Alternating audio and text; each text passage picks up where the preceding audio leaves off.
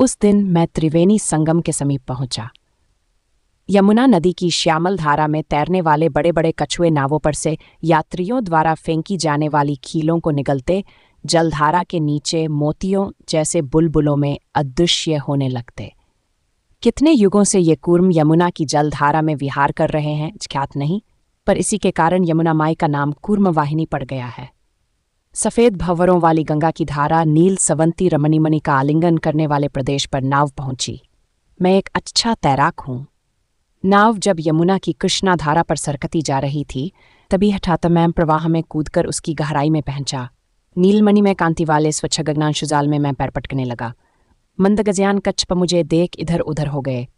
उस निर्मल शीतलाजल धारा में मैं छोटे शिशु मीन की भांति पैर हिलाते विहार करने लगा। जलधारा की गहराई में थोड़ी दूर आगे बढ़ने के उपरांत श्वेतरेखा पंख अत्यंत वेग के साथ मेरी ओर बढ़ते दिखाई दिए। मैं निस्तब्ध हो ठहर गया। उन भंवरों में फंसकर एक निमेष तक मैं छटपटाता रहा। दूसरे ही क्षण ऊपर आ पहुंचा। मेरे मित्रों ने विस्मय के स्वर में पूछा, अरे, हमने सोचा कि तुम हमें अब दिखाई नहीं दोगे। इतनी देर तक तुम पानी के भीतर कैसे रह सके? नाव मेरे निकट पहुंची। उसका किनारा पकड़कर नाव के साथ गंगा यमुना के संगम पर पहुंचा। गंगा नदी की गहराई कम है और यमुना की अधिक। यात्रियों के स्नानार्थ नगर पालिका ने वहां पर नदी में दूर तक बांस गाड़कर पानी पर रास्ता बनाया है। एक पुरोहित वहां पर त्रिवेणी संगम स्थाने सकल पाप परिहरणार्थ गंगा यमुना सरस्वती संगम स्नान करिष्ये मंत्रोच्चार कर रहा था। हम सब स्नान करके पवित्र हो गए। त्रिवेणी संगम के दृश्य ने मेरे मन को विचलित कर दिया। दूसरे दिन शाम को भी अंतःसलिलास्वती माता के दर्शन करने के विचार से मैं पानी में कूद पड़ा। उस पवित्र प्रदेश को ढूंढा। सांस छूटते देखा हराने की कोशिश करते करते उस स्वर्णिम प्रवाह में माता दर्शन करने की उत्कट अभिलाषा से मैंने पुनर्बकी लगाई। एक प्रहर का प्रयत्न कर थक गया और संगम स्थान के पास जहां बांस गाड़े गए थे ऊपर आया। शिरोभाग से टपकने वाले जल बिंदुओं को पोंछते पोंछते उस प्रवाह में तैरती एक बाला दिखाई पड़ी। मैंने आंखें मलकर पुनः देखा। काले रेशमी जूड़ों वाली वेणी यमुना की नीलधारा में तैरती नेत्रों को चकित कर रही थी। वह बाला अपनी स्वर्णलता रूपी बाहों से पानी को पीछे हटाते हुए प्रसन्न मुख तैर रही है। इधर उधर नाव होगी, ये सोचकर मैंने दूर तक दृष्टि दौड़ाई, पर मुझे कहीं मनुष्यों का पता न लगा। मैं आश्चर्यचकित हुआ। उसी क्षण मुझे दुर्ग का स्मरण हो आया कि इलाहाबाद के किले में कुछ अंग्रेज परिवार हैं। मैंने ये सोचकर गहरी सांस ली कि कोई अंग्रेज युवती तैर रही है। भारत की स्त्रियों को इस प्रकार आनंद लूटने का अवसर ही कहाँ दिया जाता है। मैं कुछ देर तक वैसे ही आश्चर्य के साथ जल में खड़े होकर उस कन्या की ओर देखता रह गया। इसी बीच उस युवती ने मुझे अपने पास आने का संकेत किया। मेरा हृदय तीव्र गति के साथ धड़कने लगा। आखिर बात क्या है? मेरे पीछे खड़े किसी व्यक्ति को तो नहीं बुला रही है। मैंने पीछे की तरफ देखा, लेकिन वहां कोई नहीं था।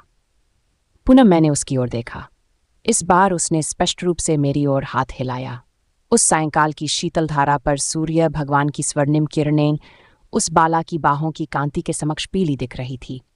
घबराते हृदय को लेकर मकर की भांति तैरता हुआ मैं उस युवती के निकट पहुंचा। वह अंग्रेज युवती न थी। उसके कानों में अत्यंत प्रकाशमान मणिमय कर्णाभरण चमक रहे थे। मनोज मेघों की आड़ से आंख मिचौनी खेलने वाले बालभानु के बिंब जैसे उसके भाल भाग पर मोतियों की मांग बिंदी सुशोभित थी। मैंने उसे एक ब्रह्म समाजी परिवार की कन्या समझा, ये सोचकर कि अंग्रेजी न जानने वाली युवती कभी तैर नहीं सकती। अंग्रेजी में प्रश्न किया, तुमने क्यों बुलाया? उसने उत्तर दिया, मैं सब भाषाएं जानती हूँ। तुम्हारी तेलुगु बहुत ही मधुर एवं मीठी भाषा है, उसी में तुम मुझसे बोल सकते हो। मेरे आश्चर्य की कोई सीमा न थी। तुम कौन हो? मुझे बुलाया किस लिए? बाला, घबराओ नहीं तो बताऊंगी। मैं बड़ा साहसी हूँ बाला, मैं सूर्यसुता हूँ। मैंने मन ही मन सोचा, शायद ये मेरा परिहास कर रही है। तेलुगु जानने वाली ये बाला है कौन? इस प्रयाग में निवास करने का कारण? मेरा मन कई प्रकार के विचारों में डूबता उतराता रहा। बाला, महाशय, मैं आंध्र युवती नहीं हूँ। तुम तो सरस्वती नदी का प्रवाह देखने आए हो, शिक्षित भी हो। क्या सरस्वती प्रवाह कहानियों में ही है? यहाँ पर दिखाई देगा। अभी तक तुम पानी की गहराइयों में किसकी खोज कर रहे थे? मेरे हृदय में कोई अव्यक्त ध्वनि प्रतिध्वनित होने लगी। मेरे मन की बातें इसे कैसे मालूम हुई? मेरा हृदय जोर से लहरों में झूलने लगा।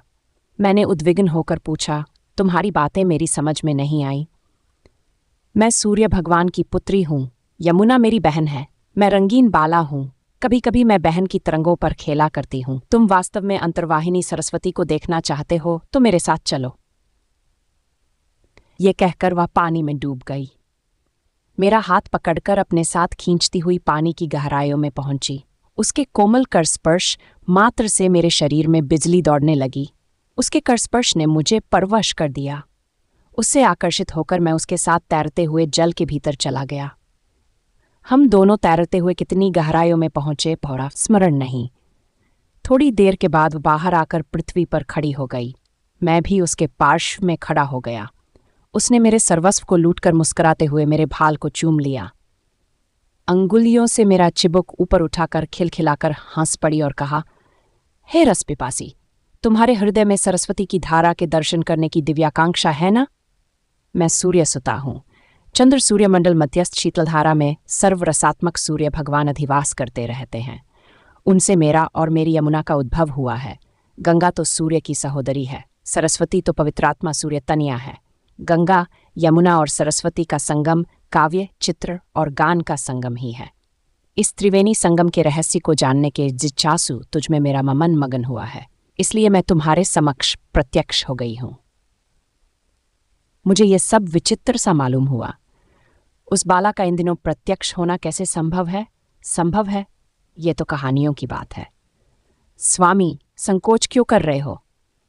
अभी तक मुझे यह सब माया सा प्रतीत हो रहा है, या तैर न सकने के कारण मेरे प्राण पखेरु के उड़ जाने पर तुम्हारे ये दिव्य दर्शन हुए हैं? संकोच के कारण वैसा ही चुपचाप खड़ा रह गया हूं। पागल, तुम कला तपस्वी नहीं हो? कला और कला के परमार्थ का अनेक वर्षों से मैं अपने मन में, भौतिक जीवन में तथा हृदय में अन्वेषण कर रहा हूं। इसीलिए तो मैं तुम्हारे सामने प्रकट हुई है। रात को त्रिवेणी संगम के पवित्र दर्शन कर सकोगे। हे सूर्यसुता, तुम ललित कला स्वरूपिणी हो और काव्यांध हो। तुम्हारा रूप ही गीत है। तुम्हारा मधुर स्वप्न ही छंद है। तुम ही भावना हो तथा तुम्हारे प्रेम ने ही रस बनकर मुझे दर्शन दिए। हे सूर्यसुता, हे सूर्यसुता, इस त्रिवेणी संग पर तुमने मुझे कैसे दर्शन दिए? मैं मानव हूं, तुम देववनिता हो। यह संभवतः मेरा स्वप्न होगा। हम दोनों सरस्वती नदी के दर्शन कर उस अंधकार में कुछ समय तक तैरते रहे। तदनंतर उससे आज्ञा पाकर मैं इलाहाबाद के अपने मुकाम पर पहुंचा। कहाँ गए थे? अभी तक तैरते ही रहे? क्या अकल मारी गई? मेरे मित्रों ने प्रश्नों की झड़ी लगा दी। मैं अपना रहस्य किसे बताऊं? बाला मेरे अन्य मित्रों के समझ क्यों प्रत्यक्ष नहीं हुई? उनसे ये बातें उसने क्यों नहीं कहीं? पर यह सत्य है कि मैं उससे मिला। उस अथाह जलराशि में स्वर्णिम प्रकाश में कनपप्पम को अपनी वेणी में धारण कर शुभ्र शर्दिनी हो, मकरवाहिनी सरस्वती ने श्वेत कमलधारिणी जाह्नवी का दायां हाथ पकड़ नीलकुमुद वेणी धारिणी तथा कूर्मवाहिनी यमुना के बाएं हाथ को अपने हाथ में ले दर्शन दिए। उस त्रिवेणी का दर्शन क्या सत्य नहीं? उनके दर्शन होते ही पानी की गहराइयों में घुटने टेके उन्होंने हमें आशीर्वाद दिए। उसके बाद वे तीनों अदृश्य हो गईं। हम दोनों जल के ऊपर आए। हे शिल्पी, हम दिव्य वनिताएं हैं। हम में से कुछ लोगों का मानवों से प्रेम हो जाता है। मैंने तुमसे प्रेम किया है, इसे विचित्र मत मानो। मेरे प्रणय की सच्चाई कवि होने मालूम न होगी, उस बाला ने कहा। तब मैंने कहा, मर्त्यवासी मैं हूं, अम्रकांता तुम हो। मेरी तुम्हारी मैत्री कैसी? स्वप्न में डूबा हुआ मैं, स्वप्न में तुम रहीं।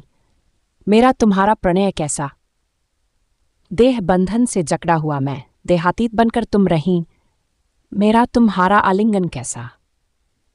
एक ध्येय कांता ज्योत्सना के रूप में दूर अपने स्वप्नों में दर्शन करता, जब मैं गोदावरी के तट पर अंग्रेजी पढ़ा करता था, गाया करता था। उस गीत को आज पुनः गाने पर उस युवती ने मुस्कुराते यमुनाजल पर विहार करते गीत गाया। उसका सारांश है, एक नक्षत्र टूटकर धरती पर गिरा। वह कांतिपुंज दो टुकड़े हुआ, एक किरण में और दूसरी तुम। तुम मर्त्यवासी हो और मैं दिविजा। जन्म जन्मांतरों से तन्मय हो शिल्पी, चित्रकार, कवि इत्यादि द्वारा कला की उपासना हुई। एक समय अजंता ने मेरे चित्र व शिल्प बनाकर मेरी आरती उतारी, मुझे अपनी आत्मा समर्पित की। शिल्पियों ने मेरा अन्वेषण करते, जागते, स्वप्न देखते मेरे ही गीतों का आलाप किया, मेरा ही अभिनय किया। मैं इस जन्म में, इस रूप में इस त्रिवेणी के पास आ गई हूँ। यहाँ पर केवल तो मैं और कोई नहीं। गीत समाप्त कर वह हंस पड़ी। यह समाचार मैं अपने मित्रों को कैसे दूं? मेरे इस यौवन को किसी अज्ञात शक्ति ने परवश बनाकर मेरे हृदय में रागालाप करते हुए इस त्रिवेणी संगम पर पहुंचा दिया है। वहां पर यह बाला प्रत्यक्ष हो गई। विश्वास करूं कि नहीं? विश्वास करूंगा ही क्या? उस युवती ने अपनी वेणी में गुंथे नील कुमुद को प्रेम के साथ मुझे समर्पित किया। उस कुमुद को लेकर मैं अपने डेरे पर आया।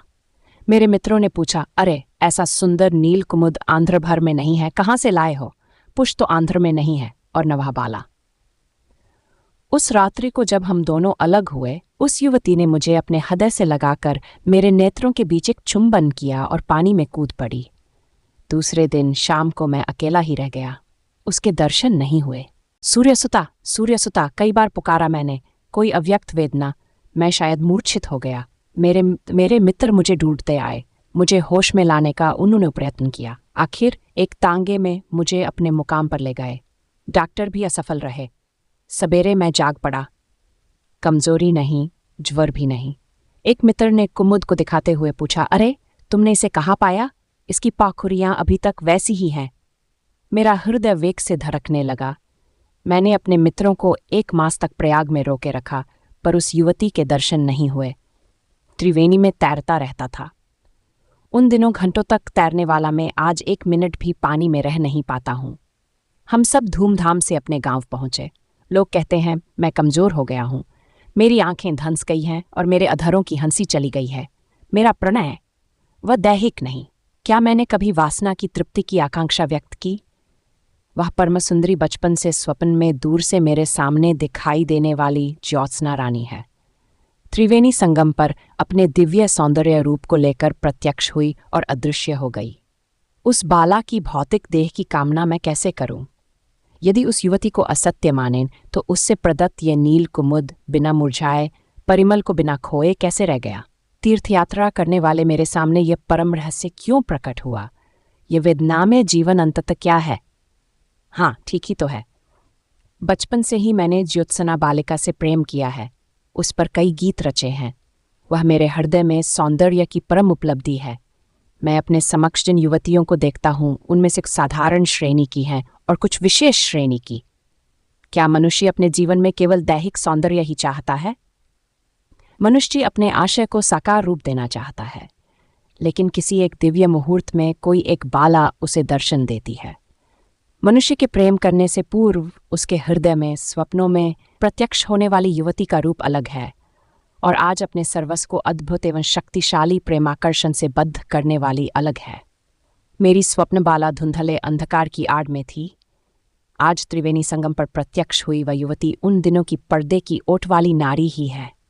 ये मूर्ति कौन है? सूर्यसुता नाम कैसा? मैं वर्ण विन्यास लीला योगी हूँ और वह वर्ण विन्यास कलाधिपा देवी। मैं अपने कंठ में मधुर रागों का आलाप करते हुए, पुलकित होते हुए गीतों का गान करने वाला युवक हूँ। वह सूर्य भगवान की पुत्री। हम बालक हैं। एक नया लोक, एक नूतन वेग, एक नई शक्ति सामने। पीछे हटने को मन नहीं मानता, आगे बढ़ने का साहस नहीं होता। आगे त्रिवेणी, पीछे त्रिवेणी है। आज मैंने जिस त्रिवेणी के दर्शन किए, उसका अर्थ नदियों के रूप में बहने वाले हमारे हृदय नद ही पश्चिमी दिशोमुख हो गए। हिमालय शिखर सौंदर्य के भागी मैदान, जंगल, रोग, क्षुधा इत्यादि के सिद्धार्थ के जैसे हमें भी दर्शन हुए। खेत में काम करने वाला कृषक, मिल का मजदूर, प्रकृति को अपने अधीन करने का प्रयास करने वाला प्रजा हृदय। सूर्यसुता, अग्निस्वरूपिणी, कहाँ हो तुम? उस समय की पढ़ाई क्या? आज मेरे गुरुदेव ने गंगा, यमुना और सरस्वती के संगम सौंदर्य का रहस्य उस शुभ्र ज्योत्सना में अपनी कमल की कली जैसी अंगुली से दिखाया। मेरी सूर्यसुता बहुत दूर होते हुए भी मुझे ऐसा लगता कि वह मेरी बगल में बैठी है। कोई माधुर्य का नशा जैसा मुझ पर छा गया है। दिव्य सौरभ ने मुझे विवश बनाया। थोड़ी देर तक कांपता रहा, फिर धीरे से बगल की ओर प्रयत्नपूर्वक देखा।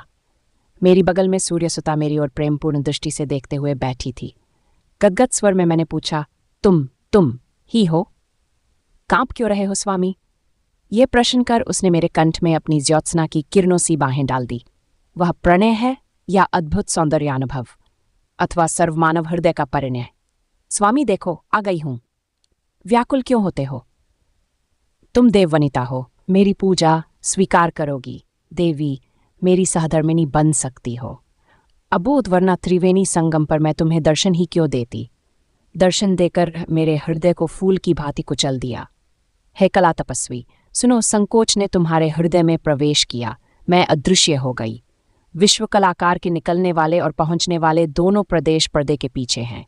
पीछे के प्रदेश जात हैं, दिखाई देने वाले प्रदेश आंखों के समक्ष हैं। बस, लेकिन त्यागी हुई मंजिल पर पुनः पहुंच जाओगे। मैंने कहा, हे देवी, मैं वेदांत नहीं जानता हूं, पर कला तपस्वी हूं। तुमसे प्रेम कर सकता हूं। तुम्हारे दिव्य विनील लोचनों के परम सौंदर्य के दर्शन करते हुए युगों तक रह सकता हूं देवी। ओह, ऐसी बात है तो संदेह किस लिए? मैं कला हूं और तुम कला के तपस्वी हो। हमारा संयोग लोक कल्याणप्रद क्यों नहीं होगा? पिपासात हो। मैंने उस सुधा कलश को अपने आलिंगन में ले लिया।